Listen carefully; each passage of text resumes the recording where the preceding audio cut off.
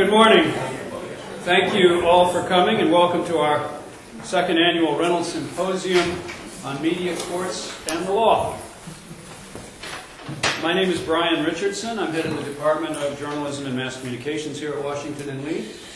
And we are very excited and intrigued by our program today and tomorrow. And we invite you to participate with questions and your own observations, whether you come from journalism, law, or elsewhere. Feel free to participate.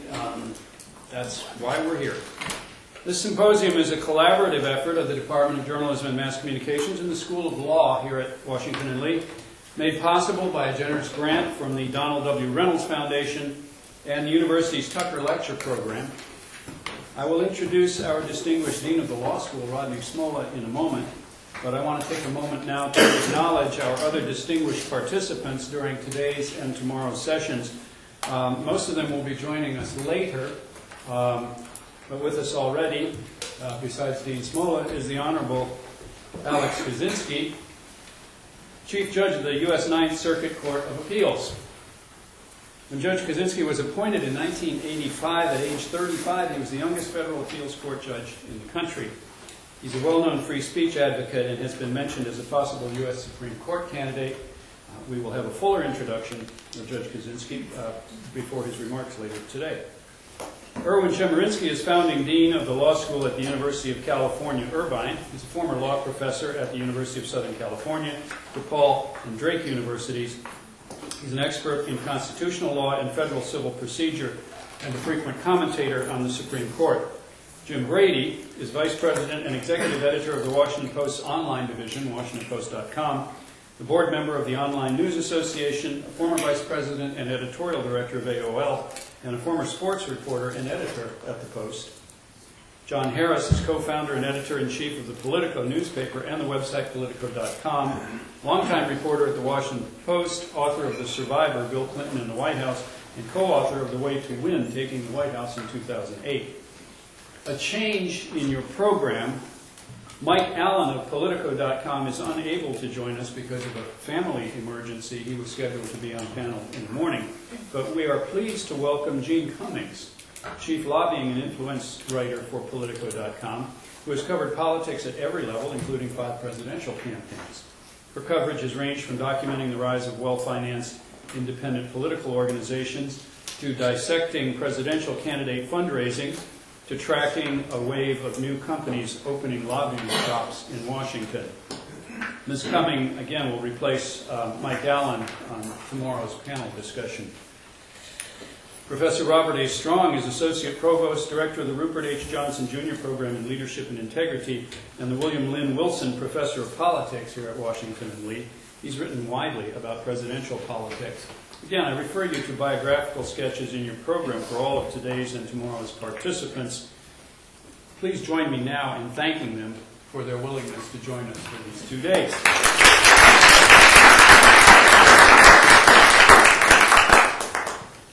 I also want to take a moment to mention a couple of logistical things and then to acknowledge a couple of people. I know that because of class conflicts, many of our law and undergraduate students will not be able to remain with us throughout the day. We understand that, and we thank you for your willingness to join us. When you have to leave, feel free to do so. We won't mind, but please stay if you can. I remind my colleagues on the law and journalism and mass communications faculties that you are invited to join us for lunch with our symposium participants after our second session concludes at 11:30. Lunch will be upstairs here in the law school. You can simply follow the people who know where they're going. This morning, I'd also like to thank 2 people for making our 2-day program possible. The first is John Muncy, our Reynolds Programs Coordinator in the Journalism Department. The second is Florentina Butler, who worked closely with John from the law school. Together, they've done a fine job putting this year's symposium together. As many of you know, for us to bring so many distinguished guests together at one time involves months of planning and coordinating schedules. So please join me in thanking John and Florentina.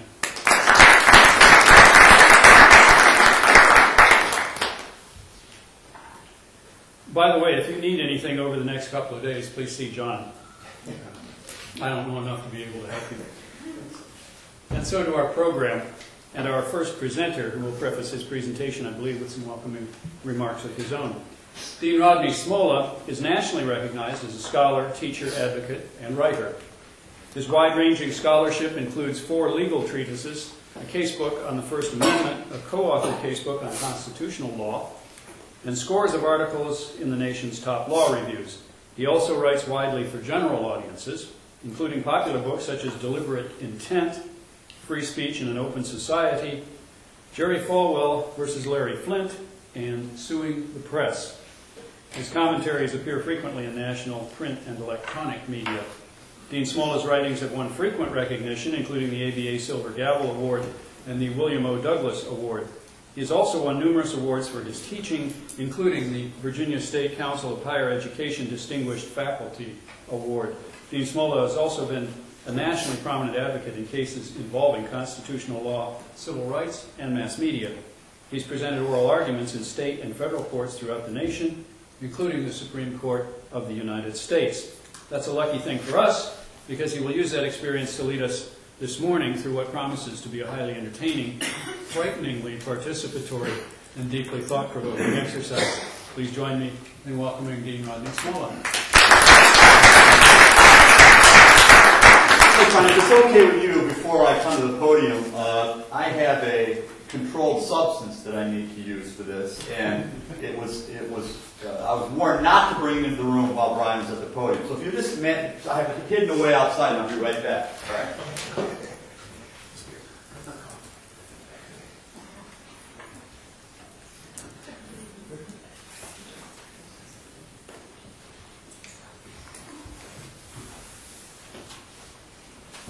Those of you in the front row, and we need some caution.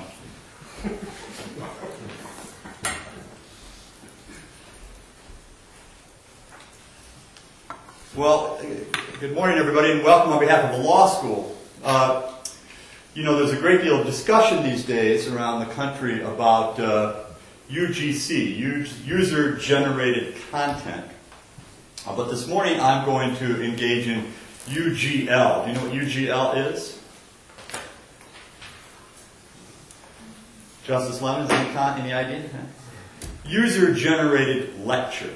All right. So the beauty of this is you're actually going to participate and form much of the content. Now, to do this, I'm going to exercise some powers, some legal and some mystical or spiritual, in a few moments. First, let me talk about the legal basis for the power I'm about to exercise. There is an obscure but significant provision in Virginia law that actually gives to the state's 8 law school deans certain legal appointment powers. Very interesting provision. And other certain legal powers. We can perform marriages in certain situations. If the Love Boat pulls into Norfolk Harbor, for example, we can perform marriages there. But the interesting power is a power of appointment. And deans may appoint people to either state or federal office on an interim basis for a period not to exceed 45 minutes. Okay? And there are some federalism questions about this, but I've been using this power for over 10 years. I've never yet been sued, so we're going to try it. So in a few minutes, I'm going to appoint all of you to the Supreme Court of the United States, where you will be associate justices, and we'll hear oral argument. All right? And I'll first brief you as your law clerk and bring you up to speed on the case and one significant federal statute that is involved in the case. And then, because the budget for this conference was relatively tight, I will also play the role of the first advocate, the petitioner, and then play the role of the second advocate for the petitioner. I came free, and we were able to fill 3 positions at no cost. And then we will adjourn the oral argument, and you will sit in conference as the justices of the Supreme Court of the United States deliberate and vote and decide the issue. Okay? Now let me get to the mystical side of this. I had the pleasure recently of being at a conference on intellectual property issues in England, and it turns out that I got to sit next to the lawyer for J.K. Rowling, the author of the Harry Potter books. And she gave me a controlled substance, which I actually keep up in the dean's office, and I have a little bit of it right here. Can any of you guess what this is? Cranberry juice. No. It's designed to look like that. That's part of the beauty of it. Now this is a little bit. This is very difficult to get through the TSA. Very top secret. Very close, Chief. It's actually polyjuice potion. All right, and so if you remember from your Harry Potter, by drinking this, you can be transformed into anybody you want. But I can actually use it between the confluence of this and my legal authority, use it to transform you. All right? So I'm going to take a little bit, and then I am going to transform you, and then I am going to swear you in to the Supreme Court. All right, so just bear with me here. Okay. Transformicus Supreme Courticus. Would you please all stand up and raise your right hands? And swear after me. I do solemnly swear or affirm that I will faithfully execute the office of Justice of the Supreme Court of the United States. That I will strive to do impartial justice. And will to the best of my ability preserve, protect, and defend the Constitution of the United States for roughly the next 45 minutes. I may be seated. I am now your clerk. Let me give you a briefing on the case you are about to hear. The case involves an internet site known as sleazycampus.com. Sleazycampus.com is an internet social site that caters largely to college and university students, both undergraduate students and professional students. It has a number of channels within the site. Two of the channels are of particular importance for this case. One, known as the paparazzi channel, encourages, in the words of the site, hot and salacious photographs and video, including, quote, candid camera shots. A second channel, the slander and libel channel, is notorious for detailed and graphic postings in which university students, faculty members, and staff are often accused in graphic terms of every sort of immoral and illegal behavior, typically centered around sexual activity, drug or alcohol use, academic cheating or dishonesty, violence, stalking, and so on. The paparazzi channel, which boasts of it being raw and uncensored, often contains graphic footage of explicit sexual activity, wild party scenes, illegal drug use. Much of the material posted on the channel is generated by users through the use of hidden cameras, including things like cell phone cameras, often from ostensibly private locations, such as bathrooms, dorm rooms, fraternity and sorority houses, locker rooms, and so on. According to its posted policy, sleazycampus.com does not screen, censor, or edit posted material, and it boasts proudly on its site that it is, quote, dedicated to the principles of freedom of speech and internet freedom. This case arises from two related postings on the site. One on the slander and libel channel, and the other on the paparazzi channel. Both involve the varsity women's basketball team at West Virginia University. The posting on the libel and slander channel alleges that a person named Mary Jones, who was a graduate assistant basketball coach for the women's team, is a lesbian who engages in sexual harassment, seducing players on the team. And it specifically alleges that this coach seduced a player, Kathy Smith, into having a sexual affair. Let me read to you the exact posting verbatim as it appeared on the channel. Here's the quote. Coach Jones is a sexual predator. She prides herself on seducing straight women, introducing them to gay and bisexual life. She seduced Kathy Smith, who was happily married to her husband John, by making it clear that if Kathy wanted playing time on court, she needed to play off court with the coach. Close quote.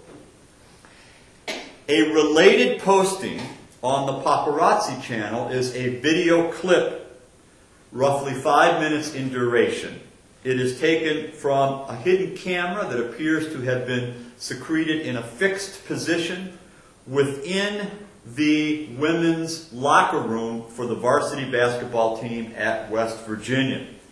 The clip shows several women who are on the team undressing following a basketball practice session.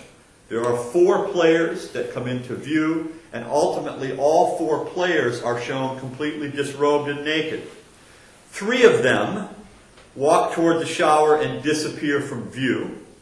One of them, Kathy Smith, who is the last to get disrobed, for a few seconds on camera is there by herself on the screen, and then the coach, Mary Jones, appears. Jones can be heard to say to Smith, you can hear this on the video, "You looked great out there today, and you look even better now." Jones then gives Smith a slap on Smith's buttocks, and the video clip then ends.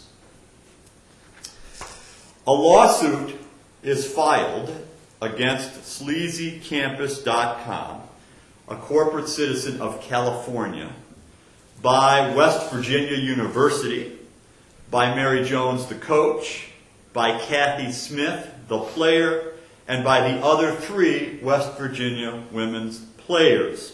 The suit is filed in the United States District Court for the Northern District of West Virginia.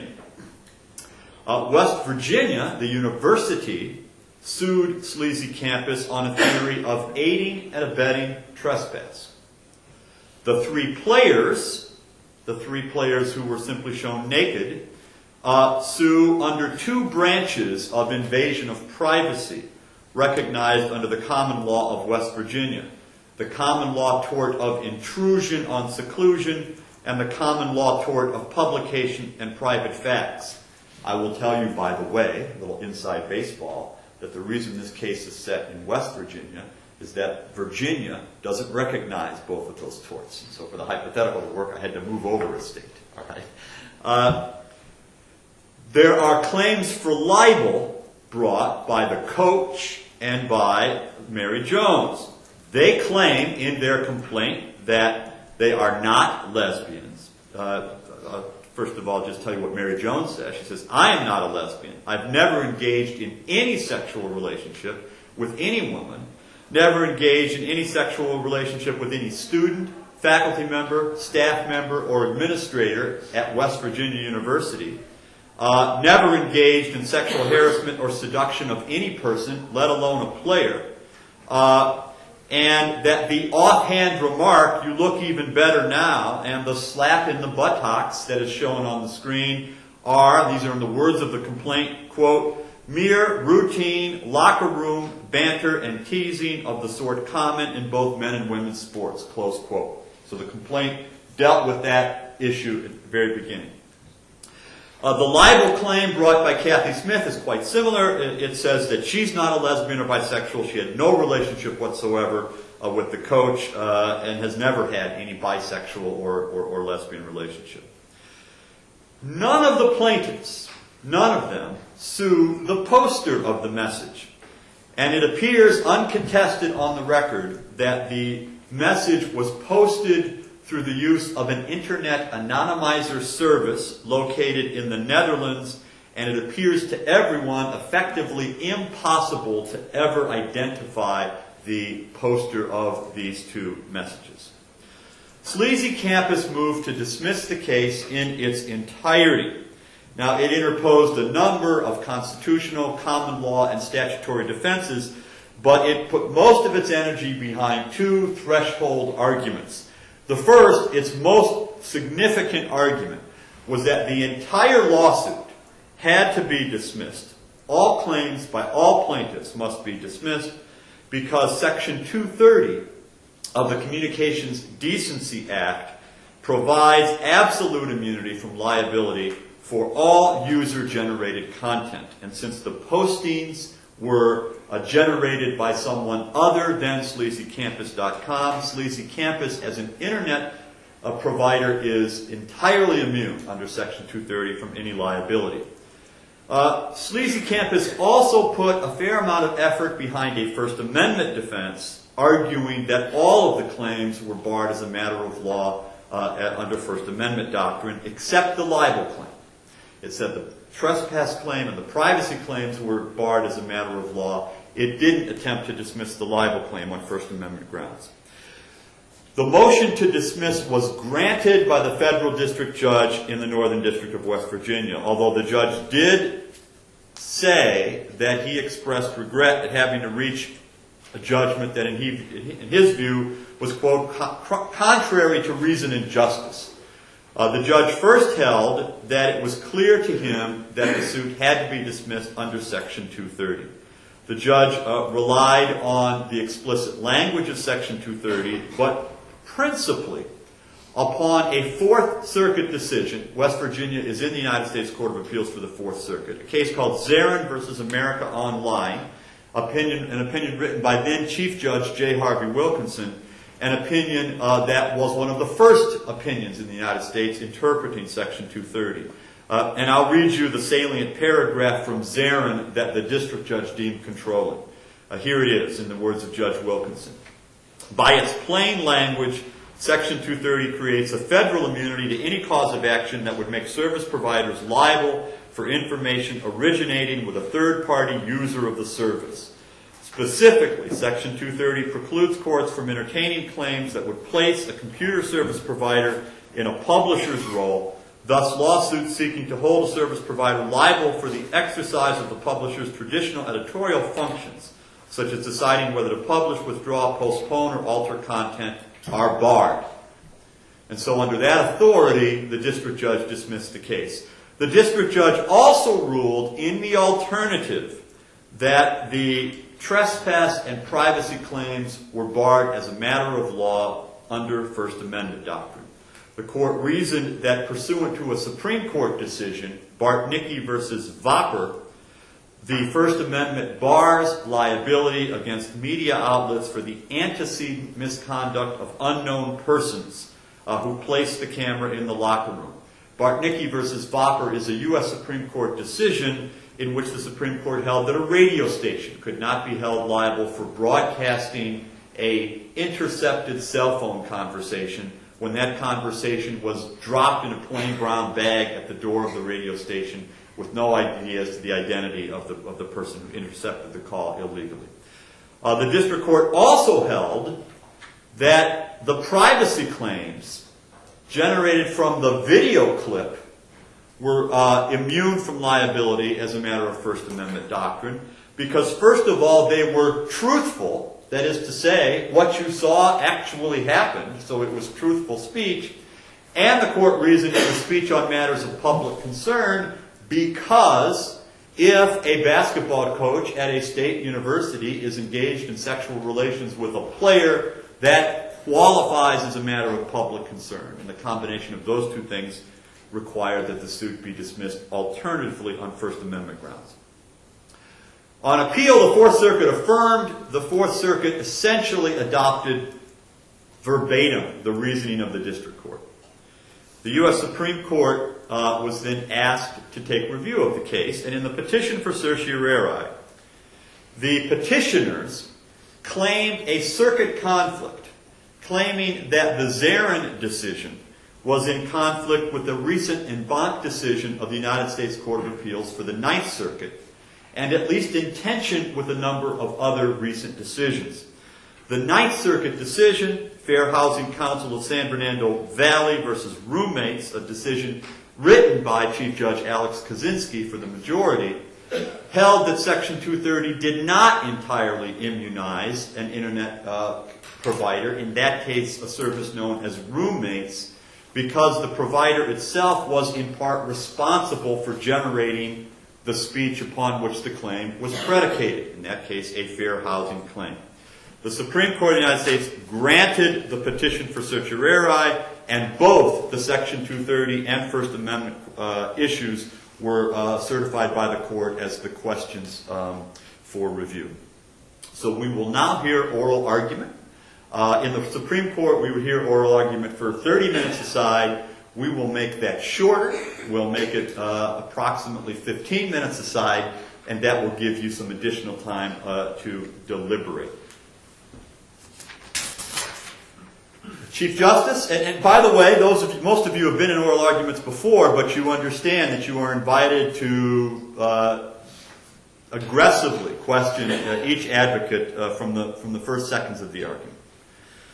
Chief Justice, and may it please the Court, my name is Rod Smolla, and I represent the petitioners, the various plaintiffs who filed various causes of actions against the Respondents, sleazycampus.com. Your Honors, this case involves a federal law, Section 230 of the Communications Decency Act, and a particular provision of that federal law, which is entitled in the federal books as Protection for Good Samaritan Blocking and Screening of Offensive Material. It's our submission that what took place here was neither an act of communications decency nor the act of any good Samaritan. The federal law at issue does contain a sentence that says no provider or user of an interactive computer service shall be treated as the publisher or speaker of any information provided by another information content provider. Mr. Smolla, you said that this wouldn't be Good Samaritan blocking, but isn't the argument made that the video itself is monitoring behavior of the coach with her players? So couldn't that be Good Samaritan? Your Honor, whether or not... The phrase Good Samaritan as used in the statute, Your Honor, has to be understood against the backdrop of judicial decisions that motivated Congress to pass this provision. In the early days of the Internet, when libel, privacy, and related claims were brought against Internet service providers like Prodigy and CompuServe, the law settled into two groups.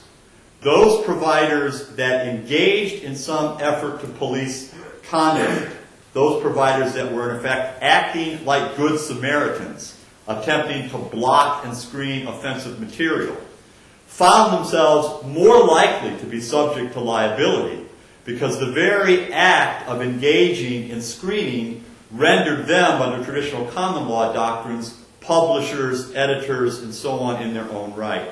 Whereas those sites that had a hands-off policy and were simply almost in the role of common carriers as passive conduits to the material could, under the evolution of common law doctrine as it stood at the time, escape liability. Congress appropriately saw this as perverse and did not want to punish America Online or anyone who affirmatively attempted to police their own site, and so said, yes, Your Honor. No. And so said, if you engage in blocking and screening and act like a good Samaritan, that fact alone does not render you liable as a publisher or speaker. It's our view that that is probably all that Congress ever intended, and that the best way to construe the statute is that it only gives you immunity if you do take affirmative steps. No lower federal court has ever so held, and indeed, because the language Congress chose to use appears more sweeping than that, most courts have taken as a threshold matter the notion that, generally speaking, you cannot be held liable for content generated by others. We think, however, there are two exceptions to that.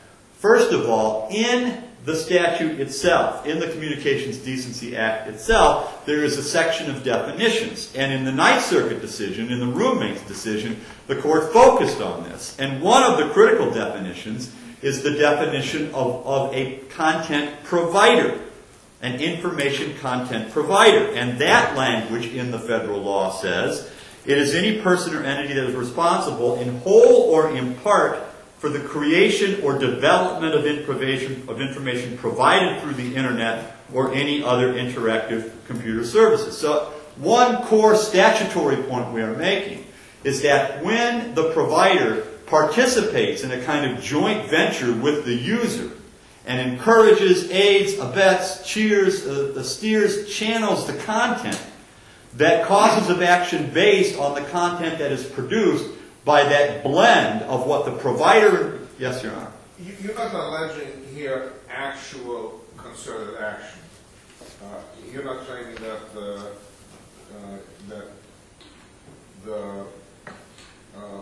defendant actually planned with the anonymous poster to plant the camera. We are not, though I will say, Your Honor, that if this case is not cut off at the threshold, who knows what discovery might lead to. But on this record, it's not the claim. We have the complaint we have. We do. And you may seek leave to amend it to add more if you ever get back to district court, but to the and so to the trial court.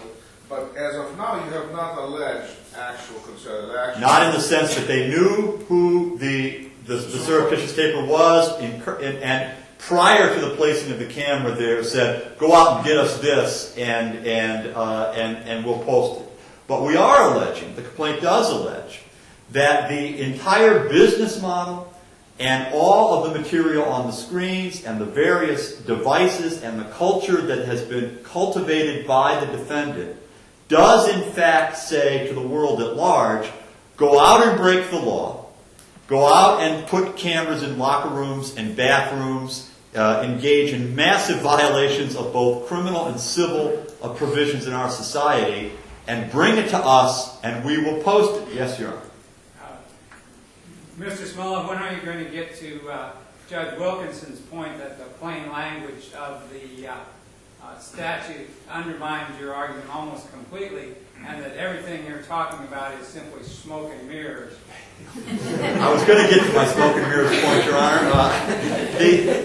We think that's not a fair characterization of our argument, Your Honor, because the statute also defines who is a provider of the content in the passive sense, who is an internet service, and who is a content provider. And you can be in both worlds. That, at least, was the core of the Ninth Circuit decision. And there is probably a continuum between a site that is completely passive, in which the plain language and the Zarin holding would probably control, and the active participation in the underlying generation of the misconduct, in which case we believe by its terms the statute that portion of the statute is overridden by the definition section, and this hybrid case in which the entire site is conceived as a place where you can go to post things that would otherwise clearly be illegal and for which you would be responsible, and that it could never have been the intent of Congress when it passed this Good Samaritan law to say what we want to do are encourage internet sites that have the raison d'etre, the reason for being of encouraging people to engage in libel, slander, invasion of privacy, the portrayal of naked bodies of people without their consent, and so on. And so when you organize your site to encourage that, when a culture develops in which that is clearly what the site becomes notorious for, and when you are fine with that and encourage that, we believe it cannot possibly be that the properly understood intent of Congress was to immunize that. Now, Mr. Smolla, are you saying that simply allowing the posting is promoting illegal behavior, that the organization of the site is enough to promote that legal behavior, or is there anything on the actual site that indicates that they're promoting this behavior in particular? You know, in the complaint, we go through a number of things that we say are elements of the site that in fact encourage and promote the behavior. And that is a familiar theme in current internet litigation. It was a theme in the roommates case, in which the court pointed to things like the drop-down menus as efforts to encourage people to engage in illegal behavior. In the intellectual property side of this equation, it has been a principal feature of the currently pending case involving YouTube and Viacom, in which the argument is that an entire business model is built around the encouragement of the exploitation of other people's intellectual property. And we think that the reality is, which we would have to take on and prove if the case is not dismissed at the threshold, the reality is that this was an intentional effort by the designers of this site to profit by the illegality of users, and that was the conception from the beginning behind the site. That's the allegation which we think we're entitled to prove, and we think if we do prove it, it pierces the immunity. Why isn't that correct mode of analysis using the Betamax decision? Our Betamax decision from, well, so long ago that at least 20 years. As you recall, there was a copyright case and the contributing infringement case, a little bit different from libel. But what the court there said to Justice Stevens was that if there are both legitimate and infringing use for the device, in that case the very dangerous VCR recorder, Betamax recorder, and there are substantial non-infringing uses, it will be okay. Why isn't the correct rule to say if the website could be used for illegal purposes or illicit purposes, but also for non-illicit purposes, or substantial non-illicit purposes, then it has to be... Your Honor, I think the shortest answer... Why isn't that the right way? No, I think the shortest answer is that this court's decision in Betamax has been superseded by this court's decision in the Grokster case. In the Grokster case, the music file sharing service Grokster relied on the theory of Betamax and said when we put software out there that can be used either for copyright infringing or innocent use, we are entitled to the safe harbor that Betamax recognized. This court held, no, when the allegation is that you put into the marketplace a device or software for the purpose of encouraging violation of the copyright law, then if that can be proven, if that intent can be proven, either through the face of your software itself or through the discovery that emerges that looks behind your creation of the device, you can be held liable for aiding and abetting copyright infringement. We're borrowing from the theory of Grokster here, which we think is consistent with the common law and not the kind of thing Congress wanted to immunize when it passed this immunity. Fairly rare, I think Grokster does not overrule Betamax. It defines further what substantial... I accept that, Your Honor. And I think if we were to go back and look at your complaint in this case, we could derive that although there may be legitimate use for the website, you have alleged that those are insignificant. Yes, Your Honor. They could theoretically be... Yes, Your Honor. And we accept that both as a matter of statutory interpretation and as a matter of classic First Amendment doctrine, that it is one of the vexing problems is that we often are faced with situations in which a provider of material can plausibly assert that there are legal and illegal uses to the material. And that is a difficult First Amendment issue. The Fourth Circuit, we should say, is the only court to deal directly with this issue in a case called Rice v. Paladin Press, which involved a murder manual that gave people instruction as how to go out into the world and engage in murder for hire. The defense in that case was that it could also be used for legitimate purposes. It could also be used, for example, to help people write better fiction novels, to engage in self-defense, and so on.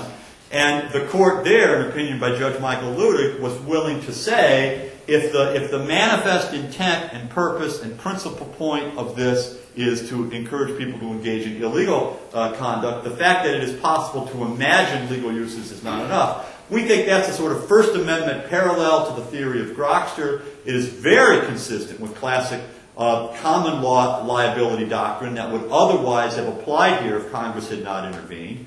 We don't think it's at all inconsistent with First Amendment theory, and we do think that it cannot be that Congress intended this sweeping immunity.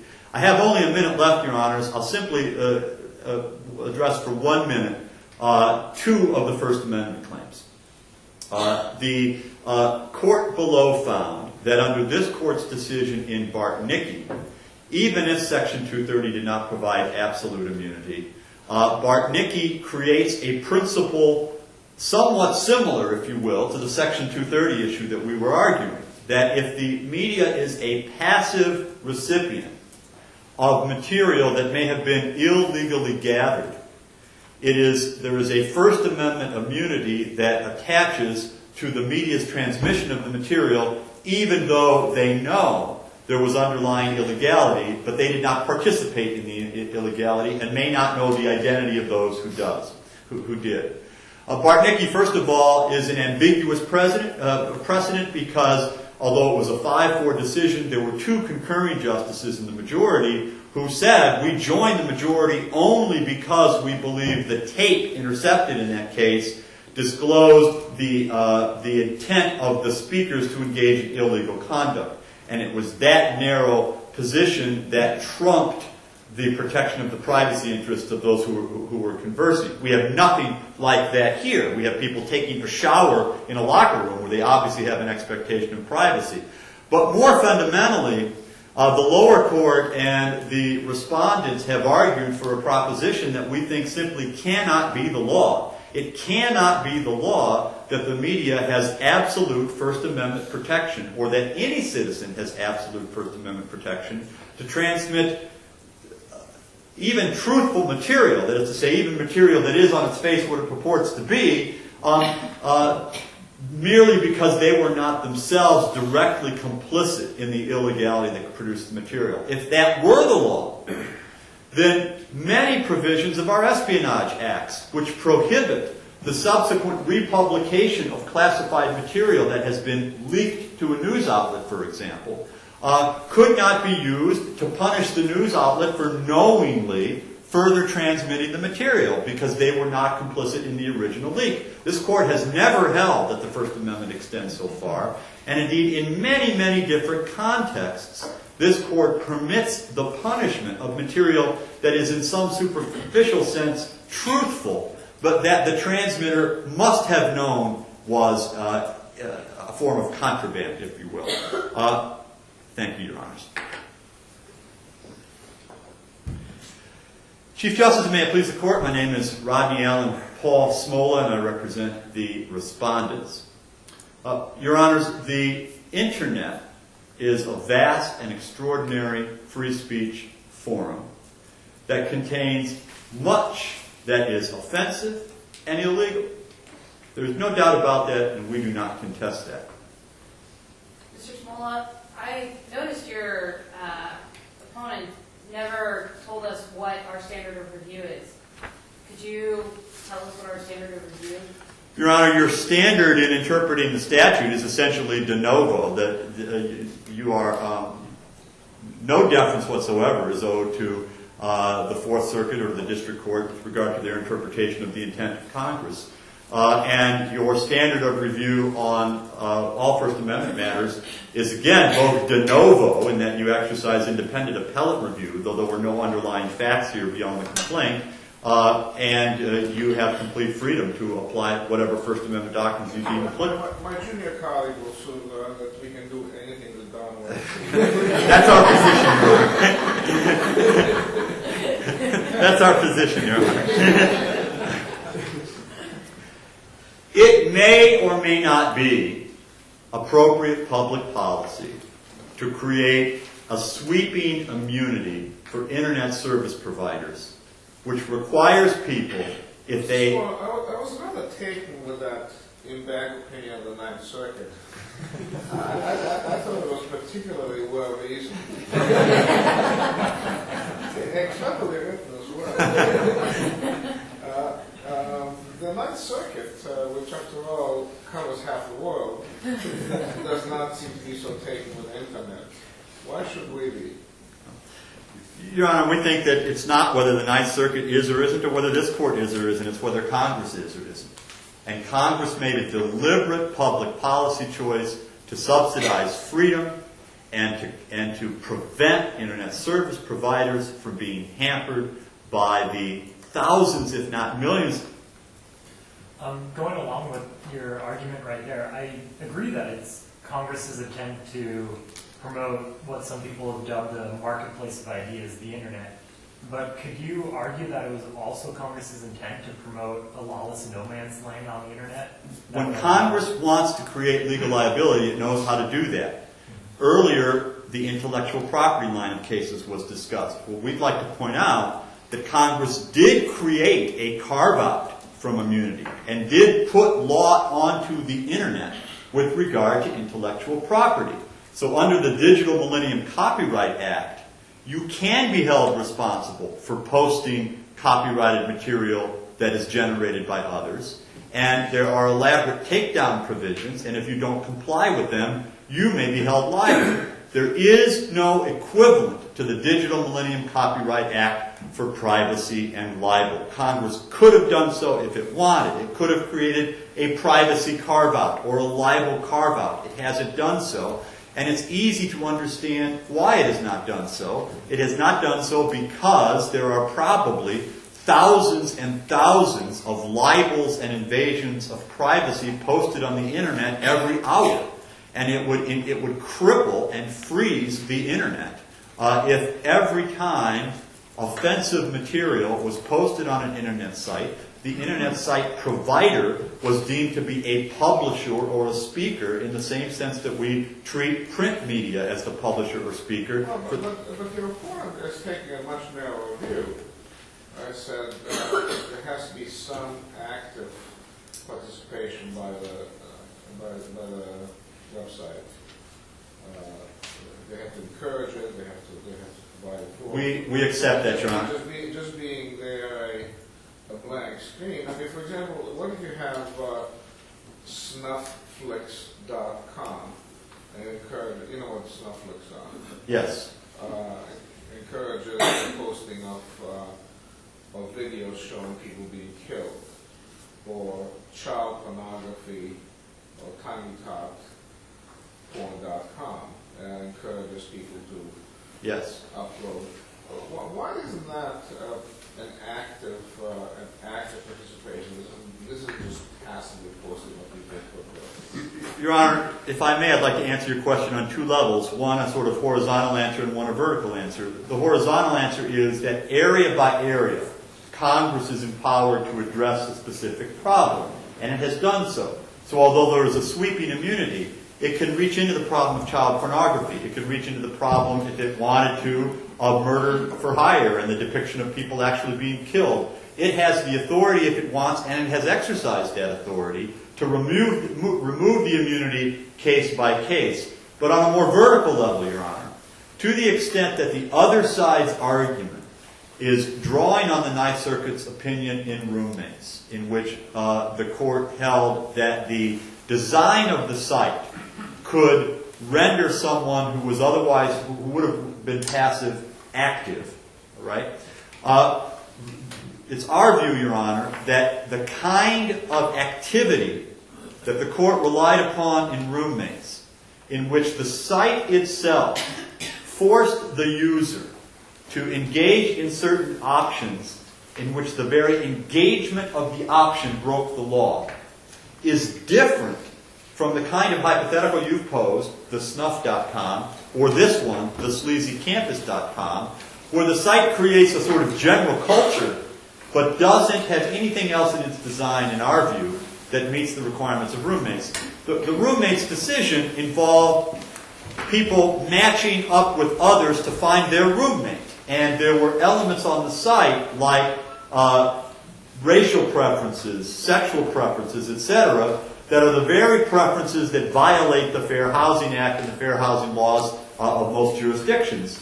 To basically put into the matching service things illegal under the underlying law, the Ninth Circuit held, rendered the matching service a direct provider of the illegality. But these bullet, your client chose titled its channels the Slander and Libel channel, and the Paparazzi channel, which encourages hot and salacious photos. Yes, Your Honor. Doesn't that make it different from the additional comments portion of the Ninth Circuit found okay in roommates and a site like Craigslist that, that it's just a passive?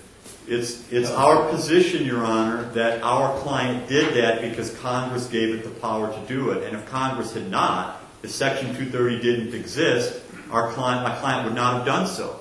But once Congress says you have this immunity, then Congress has opened the door for people to put every kind of space that is wanted. And so prior to sleazycampus.com, there was juicycampus.com.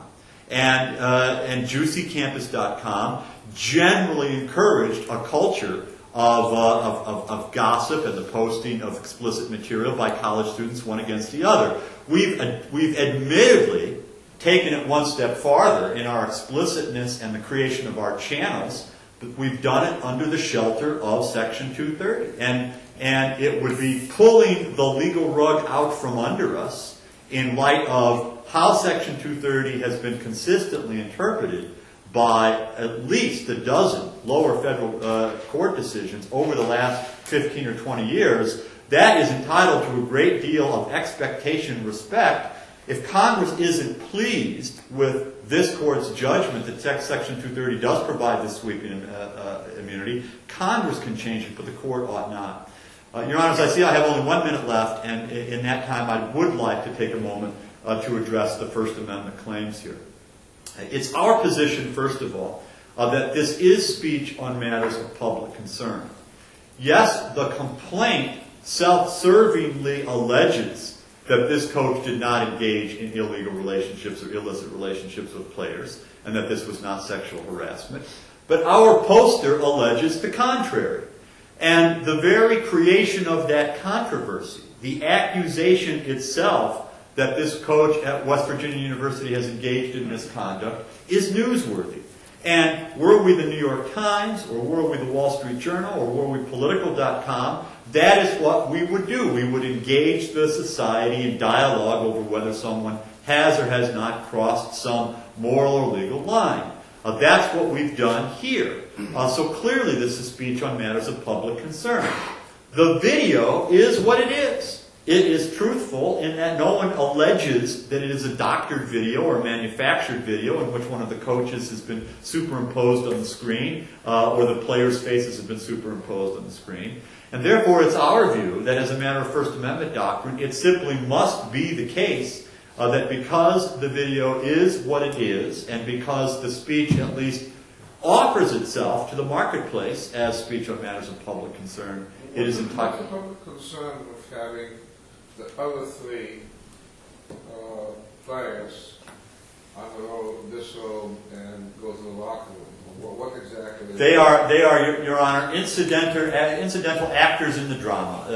They happen to be there. They happen to be caught up in the transaction that was taking place, and that often happens. That often happens in reporting on events. Others who are not direct players in the events are swept up into it. There's, in your view, no responsibility to cut out that part of the video that has no possible public. The user may have had that responsibility, and the user, whoever posted the site, might arguably be subject to liability to those three on the theory that Your Honor is suggesting, that at least as to them, there is no matter of public concern. And indeed, I should point out, even the coach and the player have argued that it's not a matter of public concern as to them because this involves an illegal sort of bootstrap device or an impermissible bootstrap device. They say, we didn't do anything wrong, so you falsely allege us of doing something wrong. The false allegation now creates the issue of public concern on which you piggyback your claim that you have the ability to show this footage.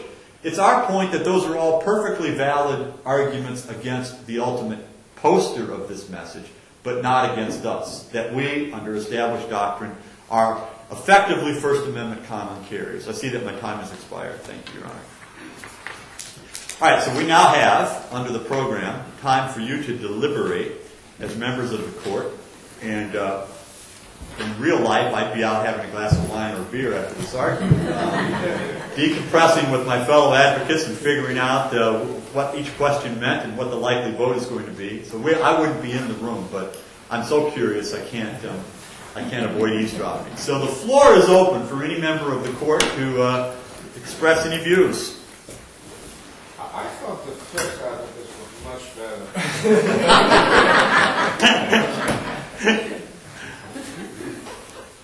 I would have to agree with that. I think the first side's better. We don't want to be promoting some kind of lawless area on the internet that can't occur offline. But how do you address then the fact that there is this general immunity that Congress could in fact carve out? I mean, would we be overstepping our judicial bounds by saying, no, this is actually what the law means, even though the plain language of the law says something quite different? No, I agree that that's a very good point. I think an important thing to look at is what the actual word development means in the internet context. I mean, the Ninth Circuit pointed this out too, that if you look on Wikipedia for content development on the website, it says it's the process of researching, writing, gathering, organizing. And so in this, they're kind of organizing and gathering all this information to put onto their website. And since they are actually developing this type of information, because they're soliciting it in a sense. So the organization of it is enough to bump them into the next level. Also, the organization under headlines, they're clearly encouraging inappropriate material like libel. And similar to the roommates situation, they had set it out under the illegal headlines. I think this is a lot more along those lines. And I think that when Justice Germany asked that question, I think it was sufficiently answered with a why separating it out under illegal headlines would be falling under this different level. I think it's troubling that Congress has created such a broad sense of immunity to internet content. But based on the statute, they have to have that immunity. And I agree with Mr. Forrest that we should not be in the business of promoting policy. It might not be the best policy, but I think that merely the title of libel and slander doesn't rise to the level of participation by the website that means they should be liable for the poster's content. Yeah, I mean, my concern, I don't like what this website's doing at all. But if you hold them liable, how do you cabin this principle? How do you separate it to make sure that it only separates the good guys from the bad guys? And is that our job?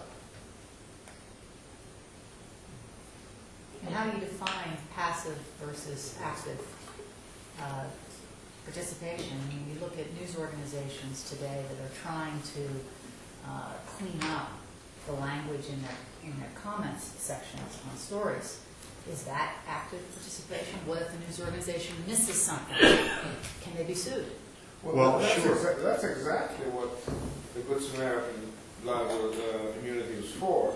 If you start cleaning up and you miss something, you're not liable for missing it because you didn't do such a good job. That's at the very heart of 230. But 230 was passed a long time ago. People were, so the internet was new.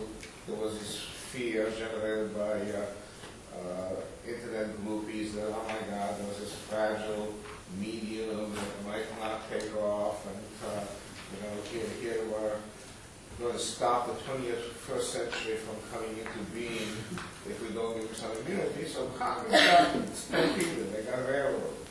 But the internet is not going anywhere. Even if you wanted to kill it tomorrow, it's not going to die. It's just going to keep getting bigger and bigger and swallow all of us. So I think what Congress would want us to do in this situation is to read its words reasonably in light of experience. And that includes the experience of having people actually, we've seen it again and again, people who actually get hurt by exposure of private facts on the internet, by libel statements on the internet. I can't believe that that's what Congress had in mind. There's certainly nothing in the legislative history to say that that's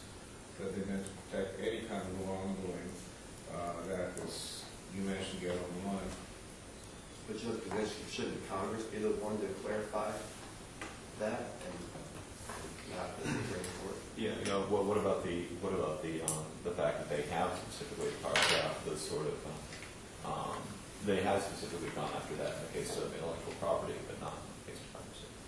Well, you know, there are some things that they consider. I mean, they've done several things. They've banned gambling online. So you have to go to Europe now to some European site to gamble.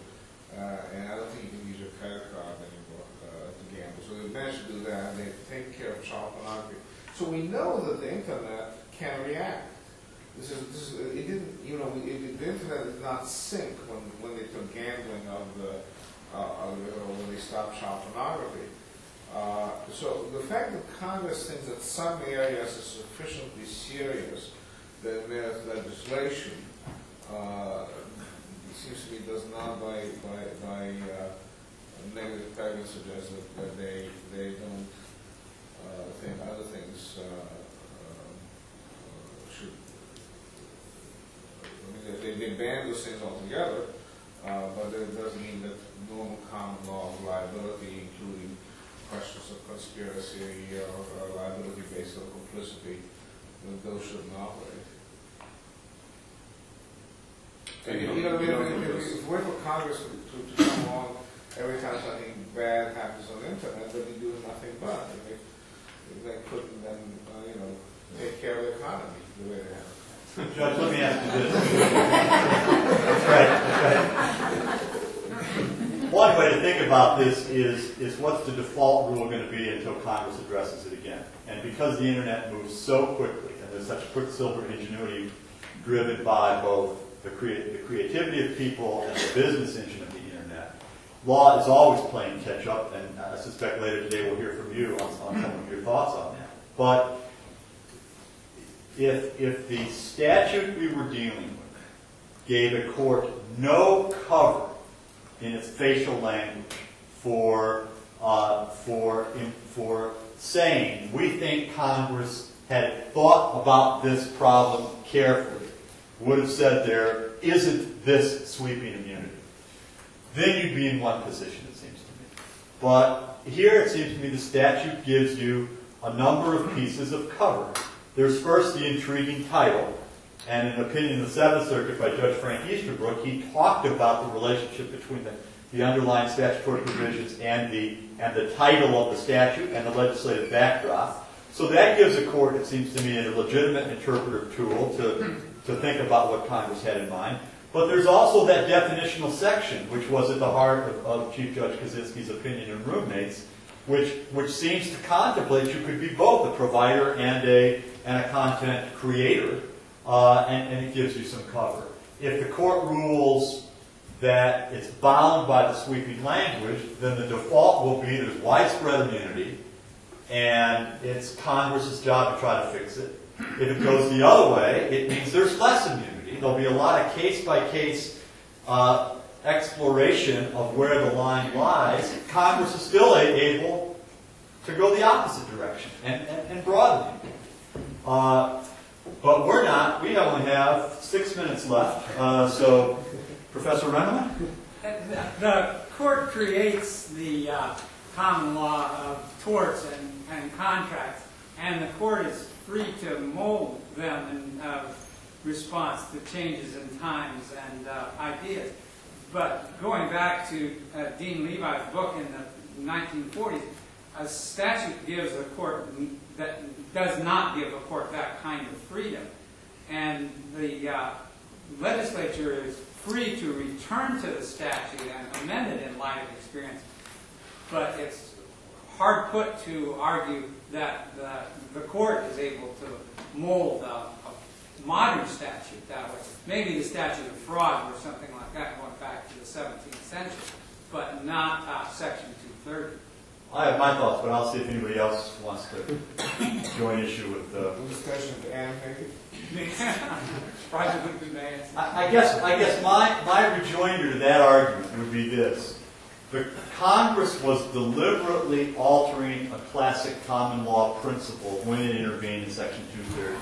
And that common law principle was itself nuanced and complex and had a lot of cul-de-sacs behind it. It's perfectly appropriate for a court to say, Congress didn't come in and smash the whole history of the common law here. Congress took one small doctrine, the Good Samaritan doctrine, and altered it, which, by the way, is not uncommon in tort law. You know that there are many similar Good Samaritan statutes that have been passed in the medical area that alter the rules involving the rescue of someone, like a doctor who tries to provide medical aid to someone in peril, and who, in so doing, worsens the situation. To encourage doctors to come to the aid of people in peril, laws that are often also called Good Samaritan laws altered that one narrow range of common law liability, but it didn't take courts out of all the other range of common law interpretation that might surround the same tort. All right, well, we are going to, two things I have to do. First, I do need to tell you that your time as Supreme Court Justice has expired, though your time as citizen is not. Let's vote. It's got to be a crude vote. We don't have a lot of room for concurring opinions. You can't concur in Part 1A and dissent in Part 2B because of time limitations. But just as a sort of gestalt matter, how many of you as Supreme Court Justices would be inclined to vote with the petitioners and send this case back for trial and development to determine if there should be some liability imposed against sleazycampus.com? And how many of you would be opposed to that? The chair interprets this as a 6-3 decision in favor of sleazycampus.com. So I think we now have a little bit of a break time, and then the next session will begin at 10:30. Thanks a lot. My question